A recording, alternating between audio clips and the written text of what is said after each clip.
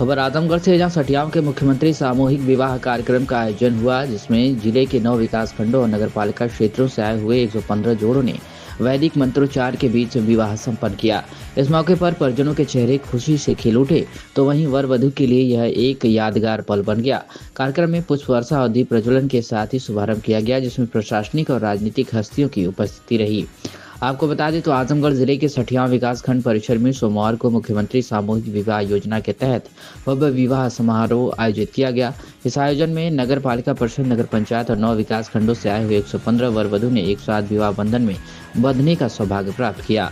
वैदिक मंत्रोच्चार और धार्मिक रीति रिवाजों के साथ विवाह संपन्न कराया गया। विवाह स्थल को दुल्हन की तरह सजाया गया था, जिससे माहौल बेहद आकर्षक और उल्लासपूर्ण नजर आ रहा था। बता दें तो कार्यक्रम का शुभारंभ खंड विकास अधिकारी कविता तिवारी, जिला समाज कल्याण अधिकारी मोतीलाल यादव, पूर्व मंत्री यशवंत सिंह और ब्लॉक प्रमुख अरविंद सिंह ने संयुक्त रूप से दीप प्रज्वलित कर किया। विवाह संपन्न कराने के लिए विद्वान पंडितों द्वारा विधिवत मंत्रोच्चार किया गया। विवाह के उपरांत सभी नवविवाहित जोड़ों को प्रमाण पत्र भी वितरित किए गए। इस अवसर पर मुख्य अतिथि पूर्व मंत्री यशवंत सिंह ने कहा कि यह योजना उन परिवारों के लिए वरदान है जो आर्थिक तंगी के चलते अपने बच्चों का विवाह कराने में असमर्थ हैं। कार्यक्रम में भाजपा जिलाध्यक्ष श्री कृष्ण पाल, भाजपा उपाध्यक्ष ब्रजेश यादव, ब्लॉक प्रमुख मनीष मिश्रा, सहायक समाज कल्याण अधिकारी अंकित सिंह सहित कई गणमान्य लोग उपस्थित रहे। वहीं इस मौके पर पूर्व मंत्री यशवंत सिंह ने कहा कि मुख्यमंत्री सामूहिक विवाह योजना आर्थिक रूप से कमजोर परिवारों के लिए एक महत्वपूर्ण पहल है।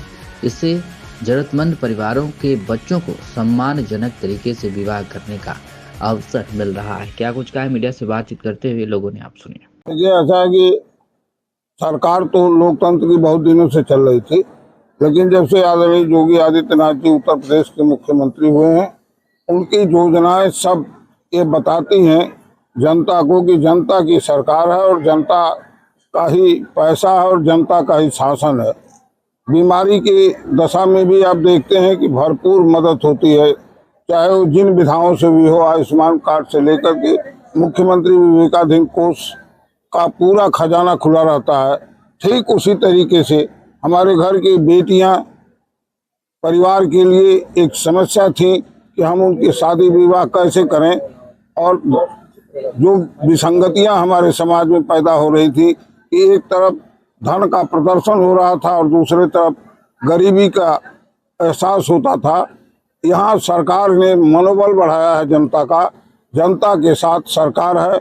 देखिए कितने भव्य तरीके से शादी समारोह हो रहा है। उन्हें इस बात का कोई मलाल नहीं रहेगा, हीनता नहीं रहेगी, वह बराबरी के रूप में खड़े होंगे, मिलजुल करके इस देश को बनाएंगे। यही सरकार की मंशा है। आप इस वैवाहिक जिस तरीके से सरकार उनके साथ है, जिस तरीके की लोगों की भावना है, उसकी अनुरूप यह लोग मिल करके अपना घर बढ़िया से बसाएं, जिससे हमारा समाज मजबूत हो। समाज मजबूत होगा तो हमारा देश मजबूत होगा। सामूहिक विवाह आयोजन किया गया है, जिसमें 115 जोड़ों शादी कराई जा रही है, जिसमें लड़की खाते में 35,000 रुपये की धनराशि प्रेषित की जाएगी।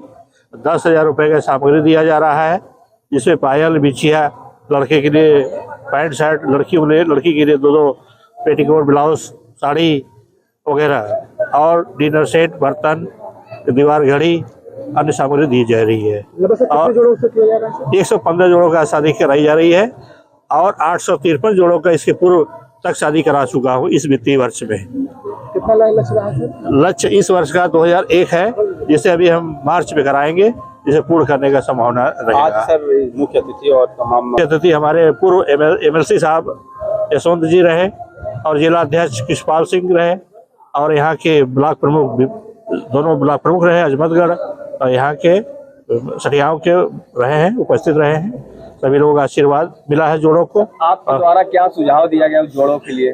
हमें जोड़ों को सुझाव दिया गया कि जो भी गरीब व्यक्ति हैं वो लोग शादी नहीं कर पाए, इन जोड़े खुशी रहे, सलामत रहें, और अन्यत्र लोग जिनके बेटी की शादी नहीं हो पा रही है वो आवेदन करें, उनका शादी मैं कराऊंगा धूमधाम से, इसी तरह कराते रहेंगे। इसका आवेदन कैसे करना पड़ता है? इसका ऑनलाइन आवेदन किया जाता है।